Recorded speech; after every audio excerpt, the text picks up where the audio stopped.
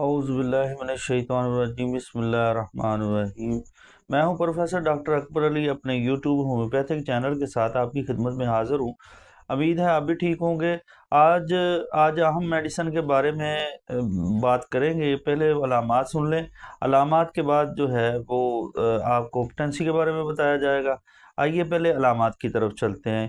یہ بالخصوص تھوک پیدا کرنے والے غدود، آنتوں کے غدود اور میدا آنتوں کی بلغمی جھلیوں پر اثر کرتی ہے، اور یہ دوا پرانے سر درد اور ہیضہ کے لیے انتہائی مفید میڈیسن ہے۔ پیشانی میں درد اور متلی پرانا سر درد اور آرام کرنے سے بڑھتا ہے۔ اس کے سر درد کی خصوصیت یہ ہے کہ جب درد کا آغاز ہوتا ہے تو نظر دھندلا جاتی ہے۔ ناظرین، یہ اہم علامت ہے۔ ناظرین، اس سے قبل کہ میں مزید علامات کی طرف بڑھوں، آپ میرے چینل کو سبسکرائب کریں، بیل کے آئیکن کو دبا دیں تاکہ آنے والی ویڈیوز جو ہیں آپ کو ملتی رہیں۔ آپ میرے چینل کو سبسکرائب کریں، شیئر کریں تاکہ جو ہے ہمیں کام کرنے میں دلچسپی زیادہ ہو۔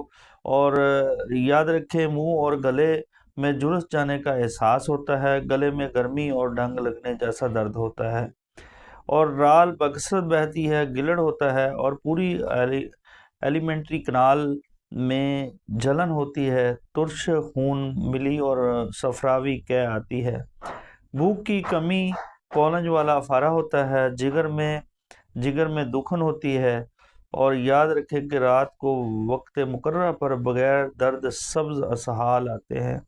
ناظرین، یہ تھی اس کی علامات۔ آئیے اب دیکھتے ہیں اس کی کس پوٹینسی میں خوراک لی جا سکتی ہے۔ اس کا استعمال جو ہے مدر ٹنکچر میں کیا جاتا ہے، اور مدر ٹنکچر کے 5 قطرے صبح دوپہر شام لینے سے افاقہ ہوتا ہے۔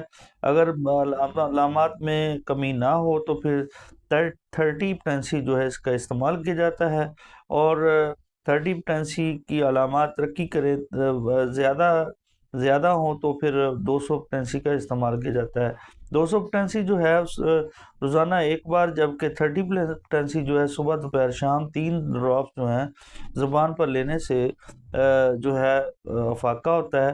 جب تک یہ علامات رفع نہیں ہو جاتی اس کا جو ہے استعمال جاری رکھا جاتا ہے۔ ناظرین، یہ تھی ہماری میڈیسن آئرس ورس، اور یاد رکھیں کہ یہ بہترین میڈیسن ہے۔ آپ میرے چینل کو سبسکرائب کریں، بیل کے آئیکن کو دبا دیں تاکہ آنے والی ویڈیو جو ہیں آپ کو ملتی رہیں۔